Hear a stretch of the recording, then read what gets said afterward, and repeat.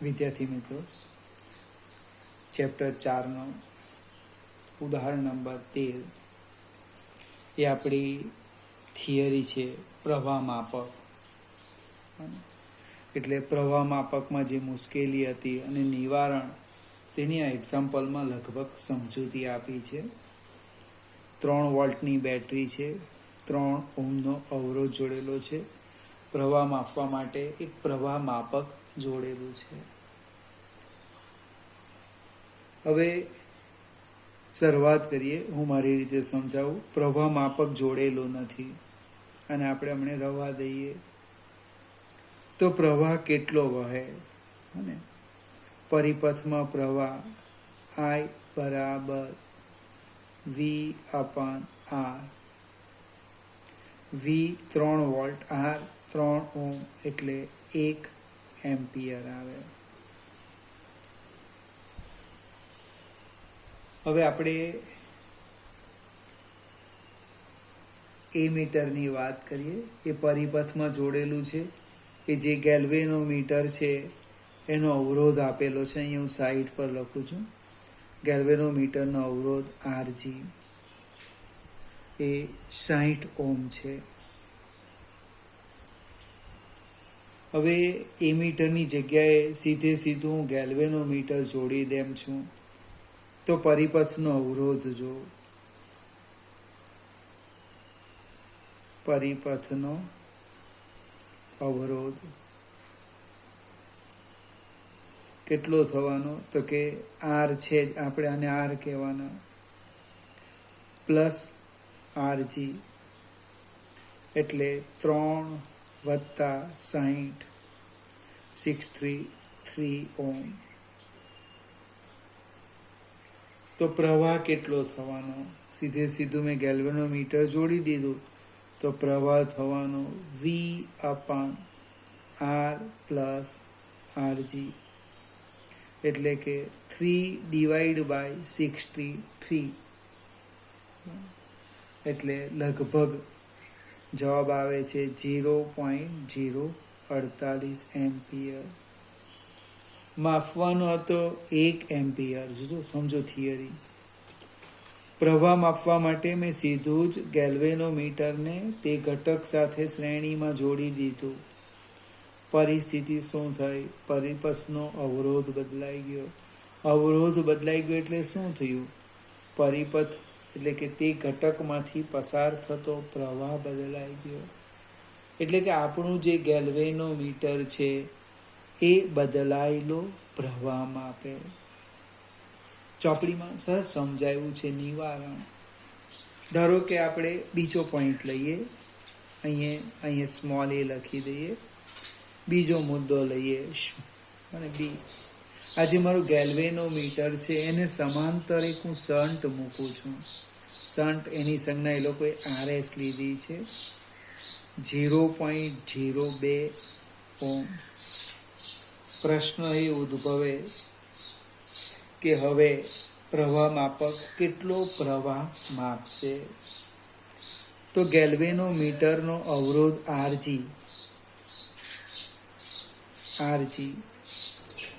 અને shunt RS એકબીજાને સમાંતરમાં આવે.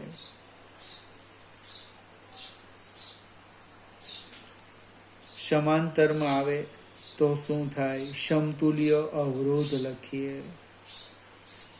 સમતુલ્ય અવરોધ કેટલો? તો કે RG into RS divided by RG plus RS. કિંમત મૂકી દઈએ. 60 ગુણ્યા 0.02 ભાગ્યા 60 વત્તા 0.02. તમે આને લગભગ સાદો રૂપ આપો એમ પણ નરી આંખે ખ્યાલ આવે એવો છે કે આની 60ની સરખામણીમાં આ જે છે ને અવગણી શકાય. એટલે આને જો હું 0 લઈ લેમ તો 60 કેન્સલ, તો લગભગ મૂલ્ય આવવાનું 0.02 ઓહ્મ. હવે પ્રવાહ જો, હવે જે પ્રવાહ છે એને હું આઈ ડબલ ડેશ કેમ મને આઈ ડબલ વી તો કે 3 વોલ્ટ, અવરોધ 0.02, એટલે લગભગ પ્રવાહ આવવાનો 0.99 એમ્પિયર. ફરીથી થિયરી સમજાવું છું. મારે પ્રવાહ માપવો છે 1 એમ્પિયર. હું શું કરું? સીધું જ ગેલ્વેનોમીટરને પ્રવાહ માપક તરીકે વાપરું. તો એ પ્રવાહ, એનો પરિપથનો અવરોધ વધી ગયો, 3ની જગ્યાએ 63 ઓહ્મ. પ્રવાહ બદલાઈ ગયો, બદલાયેલો પ્રવાહ માપે. હવે આપણે શું કરવાના? તો ગેલ્વેનોમીટરને સમાંતર એક લઘુ અવરોધ જોડો, જેને શન્ટ કીધું. તો ફાયદો તમે જો, શન્ટ જોડવાથી સમતુલ્ય અવરોધ ઘટી ગયો 0.02 ઓહ્મ, જેને પરિપથના અવરોધની સરખામણીમાં અવગણી શકાય. તો પ્રવાહ કેટલો? તો કે 0.99 એમ્પિયર. માપવાનો તો 1 એમ્પિયર. શન્ટ જોડવાથી જો લગભગ સાચા મૂલ્યની નજીક આવી ગયા. આદર્શ એમીટર, એક બહુ સરસ શબ્દ લખેલો છે, આદર્શ એમીટર બને. આદર્શ એમીટરનો અર્થ એનો અવરોધ શૂન્ય બને. આદર્શ એમીટરનો અવરોધ શૂન્ય. આદર્શ વોલ્ટમીટર, તો એનો અવરોધ અનંત. આવું યાદ રાખવાનું. તો પ્રવાહ કેટલો? જો પ્રવાહ લખું છું હવે, આઈ ટ્રિપલ ડેશ 3/3 1 એમ્પિયર. આદર્શનો અર્થ એમીટરનો અવરોધ નથી, કે પરિપથનો કુલ અવરોધ બદલાવાનો જ નહીં, એટલે પ્રવાહ પણ બદલાતો નથી. ફરીથી આ દાખલો એકવાર વિડીયો જોતો વાંધો નહીં, પણ પછી તરત થિયરી સાથે લેવો. પ્રવાહ માપક, કે મારો પ્રશ્ન શું છે? ગેલ્વેનોમીટરને સીધે જોડું તો શું થાય? નિવારણ કરવા માટે શું કરીએ? નિવારણ કર્યા પછી ખરેખર સાચો પ્રવાહ માપે, એની આખી આ સમજૂતી છે. હવે આપણે સ્વાધ્યાયના એક્ઝામ્પલ જોઈએ.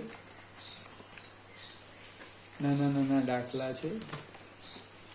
કદાચ જો તમે થિયરી આવડે તો મારી જરૂર પણ નહીં પડે એવા છે.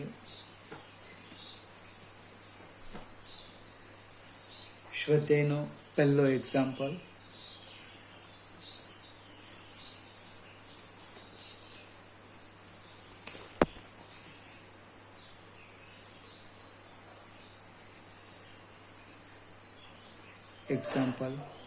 પ્રથમ, 8 સેન્ટીમીટર ત્રિજ્યાવાળા 100 આંટા ધરાવતા તારના એક વર્તુળાકાર ગૂંચળામાંથી 0.4 એમ્પિયર વિદ્યુત પ્રવાહ વહે છે. ગૂંચળાના કેન્દ્ર પાસે ચુંબકીય ક્ષેત્રનું મૂલ્ય શોધો. જે કંઈક આપ્યું છે તે લખી દઈએ. ત્રિજ્યા આપી છે, ત્રિજ્યા એને આપણે કેપિટલ આર કહીશું. એ 8 સેન્ટીમીટર છે, એટલે એને મીટરમાં ફેરવી દઈએ આપણે. 8 ગુણ્યા 10⁻² મીટર. ત્યાર પછી આંટાની સંખ્યા આપી છે, કેપિટલ N, 100 આંટા.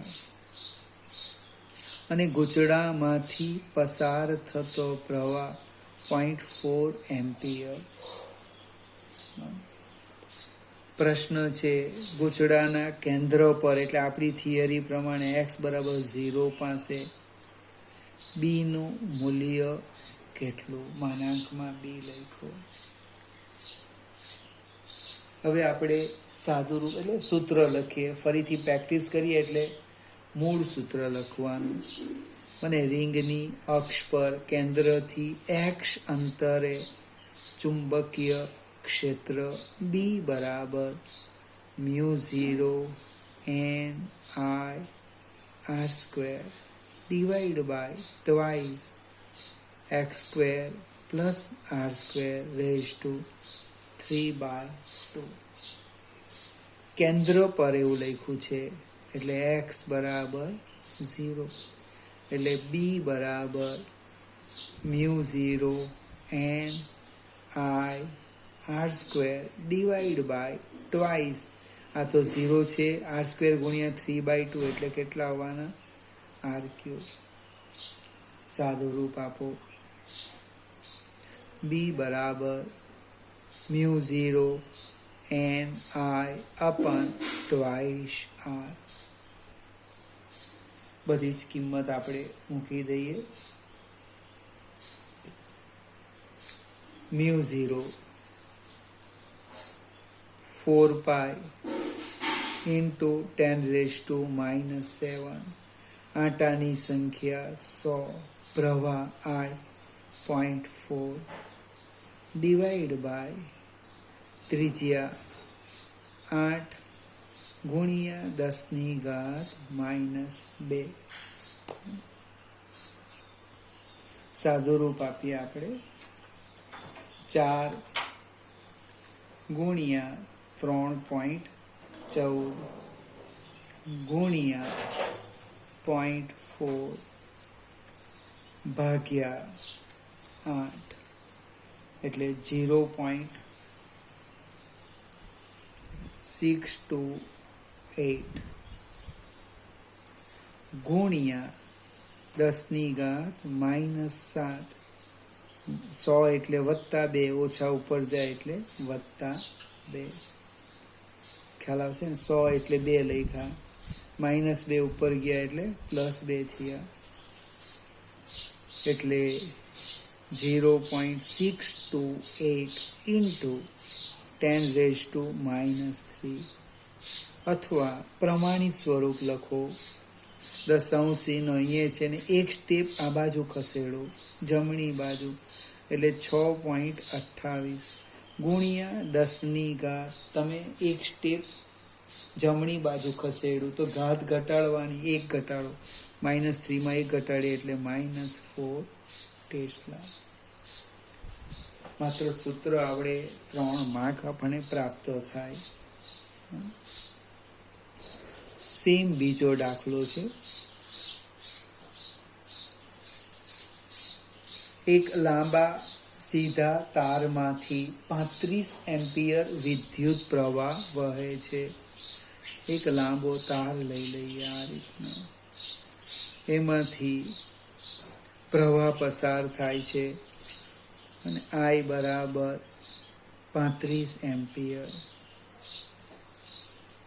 તારથી 20 સેન્ટીમીટર અંતરે રહેલા કોઈ બિંદુ પાસે, એટલે આપણે આમ લઈ લઈએ, આમ y અંતરે રહેલા P બિંદુ પાસે ચુંબકીય ક્ષેત્ર કેટલું? સૂત્ર લખીએ આપણે. B બરાબર μ0 I upon twice pi y. કોઈક y લખે, કોઈ સ્મોલ r લખે, કોઈ x લખે, જે લખે તે કિંમત મૂકી દઈએ. μ0 એટલે 4 પાઈ ઇન્ટુ 10⁻⁻7 ગુણ્યા I 35 એમ્પિયર છેદમાં 2 ગુણ્યા 3.14 ગુણ્યા y આપણને આપેલા છે 20 સેન્ટીમીટર. 20 સેન્ટીમીટરનો અર્થ એવો થાય 0.2 મીટર. સાદું રૂપ આપીએ આપણે. 4 ગુણ્યા 3.14 ગુણ્યા 35 એટલે અંશનું સાદું રૂપ થવાનું 439.6 ગુણ્યા 10⁻⁻7 ડિવાઈડ બાય છેદનું લખીએ 2 ગુણ્યા 3.14 ગુણ્યા 0.2 એટલે 1.256.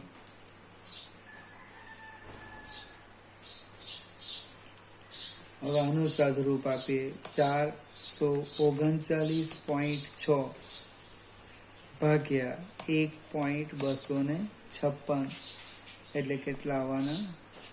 350. ગુણ્યા 10⁻⁻7 ટેસ્લા.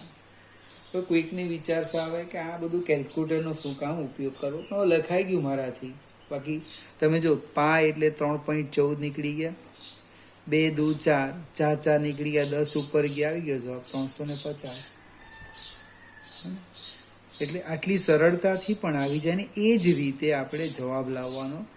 બરાબર, નીટ કે જે ડબલ કેલ્ક્યુલેટર લઈ જવા દેતા નથી. આગળ જઈએ.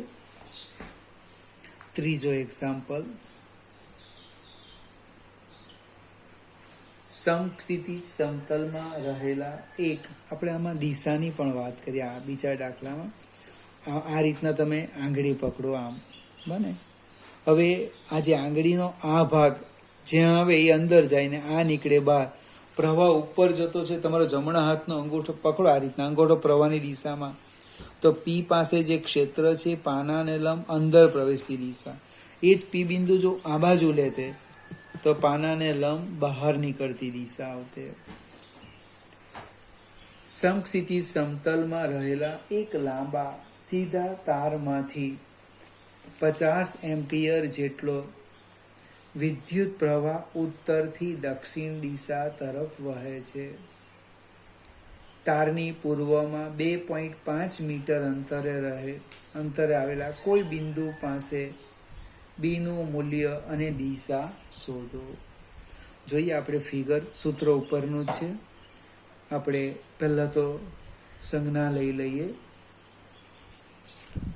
ઉત્તરથી દક્ષિણ એટલે આપણે આને ઉત્તર કહીએ, અને દક્ષિણ કહીએ, અને પૂર્વ કહીએ, અને પશ્ચિમ કહીએ.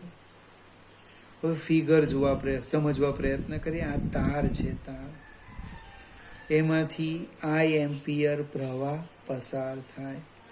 આઈ આપણને આપેલા છે 50 એમ્પિયર. ત્યાર પછી લખ્યું છે અંદર કે તારથી પૂર્વમાં એટલે ઉપર તરફ 2.5 મીટર અંતરે, એટલે આપણે લઈ લઈએ આમ, આ ભાઈ આ બિંદુ પાસે 2.5 મીટર અંતરે ચુંબકીય ક્ષેત્ર કેટલું. હવે આમાં શું થવાનું, પ્રવાહ ઉત્તરથી દક્ષિણ એટલે આપણો અંગૂઠો દક્ષિણ દિશામાં રહેવાનો, અને પી બિંદુ અહીં આવવાનો આંગળી પાસે, એટલે દિશા તો ફિક્સ થઈ ગઈ. જો પાનાને લંબ બહાર નીકળતી દિશા. હવે પૂર્વ તમે અહીં નીચે બતાવ્યું હોય તો પાનાને લંબ અંદર પ્રવેશતી દિશા. એટલે દાખલો ગણવા માટે આવી રફ આકૃતિ દોરી દેવાની, આકૃતિ પરથી આપણે એ લોકોને સમજાવી શકીએ. તપાસનાર કે પૂર્વ અહીંયા છે, તમે આકૃતિ દોરેલી નથી અને લખી દીધું પાનાને લંબ બહાર નીકળતી દિશા, પાનાને લંબ અંદર પ્રવેશતી દિશા, એવું નહીં, આવી આકૃતિ દોરી દેવાની. સૂત્ર આપણું કોમન છે, આપણે આનો જ ઉપયોગ કરવાના. બી બરાબર μ0 I twice by y. જોઈએ આપણે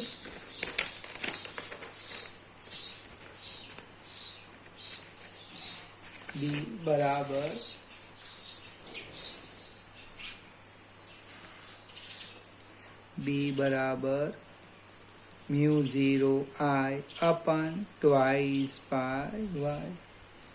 μ0 4 pi into 10⁻⁻7 I 50 છેદમાં twice pi into y 2.5. જો ભાઈ પાઈ ને પાઈ નીકળી ગયા, 4/2 એટલે 2 રહેશે, 2 ગુણ્યા 50 એટલે 100, બને. એટલે 10⁻⁻7 ગુણ્યા 100 ગુણ્યા 2.5 ના 10 લઈ લો ઉપર, 10/25, 25 ગુણ્યા 100/25 એટલે 4 થવાના, બને. 4 into 10⁻6 ટેસ્લા. 7માંથી 1 ઘાત ઘટાડ એટલે -6. આમાં કેલ્ક્યુલેટરની પણ જરૂર નહીં પડી. બસ પ્રશ્ન પાનાને લંબ અંદર પ્રવેશતી દિશા કે બહાર નીકળતી દિશા. ફરીથી આ છે દાખલો ગણીએ. એકને એક દાખલો ત્રીજી વાર આવે છે. માથા પરથી પસાર થતા વીજળીના તારમાંથી 90 એમ્પિયર પ્રવાહ આપેલો છે. 90 એમ્પિયર વિદ્યુત પ્રવાહ પૂર્વથી પશ્ચિમ દિશા તરફ વહે છે. અને આપણે પૂર્વ લઈ લઈએ, આ પશ્ચિમ લઈ લઈએ ને આમ વહે છે પ્રવાહ. આપણે અહીંયા ઊભેલા છે.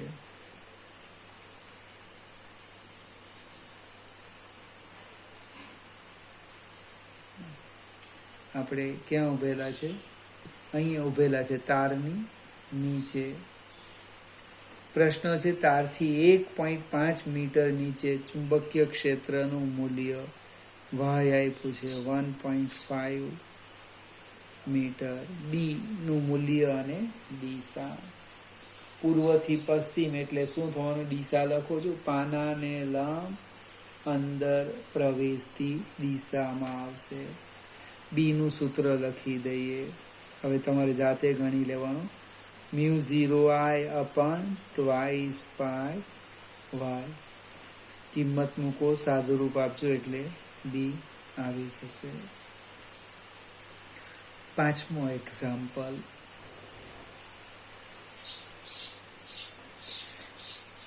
.15 ટેસ્લાના નિયમિત ચુંબકીય ક્ષેત્ર સાથે 30 ડિગ્રી કોણ બનાવતી દિશામાં રહેલા તારમાંથી 8 એમ્પિયર વિદ્યુત પ્રવાહ વહે છે. આ તાર પર લાગતા ચુંબકીય બળનું મૂલ્ય કેટલું હશે? હવે આ જે રકમ છે એમાં કંઈક ખૂટે એવું લાગે છે. તમને બી આપ્યા છે 0.15 ટેસ્લા. પછી જે તાર છે એ તાર એટલે પ્રવાહ અને ક્ષેત્ર વચ્ચેનો ખૂણો આપ્યો છે 30 ડિગ્રી. પ્રવાહ આપ્યો છે 8 એમ્પિયર. રકમ લખ્યું છે આ તાર પર લાગતા ચુંબકીય બળનું મૂલ્ય કેટલું, પણ એના માટે લંબાઈ જોઈએ. પણ ગણતરી આપણે એક કામ કરીએ, એકમ લંબાઈ દીઠ લાગતું બળ શોધીએ. અને બી થીટા ને આ આપેલા છે, એફ શોધી શકાવાના નથી કારણ કે તમને લંબાઈ આપી નથી. તો એફ કેટલા? તો કે એફ આમ લખાય, એફ બરાબર આઈડીએલ ક્રોસ બી. એટલે એનું મૂલ્ય લખીએ, એફ બરાબર I L B sine theta. અહીં ડીએલ ની જગ્યાએ મેં સીધું એલ લખી દીધું છે.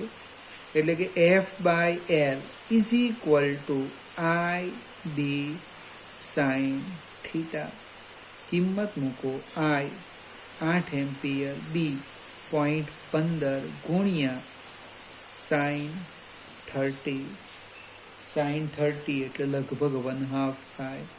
એટલે 8 ગુણ્યા 0.15 ગુણ્યા 1/2. 8 ભાગ્યા 2 4, 15 ગુણ્યા 4 60.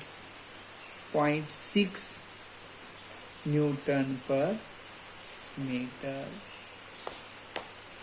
ફરીથી બીજા બધા દાખલા પણ આ જ પ્રકારના નાના છે. આપણે 2 કે 3 દિવસની અંદર આ ચેપ્ટર પૂરું કરી દઈએ અને પછી નવા ચેપ્ટરની શરૂઆત કરીશું.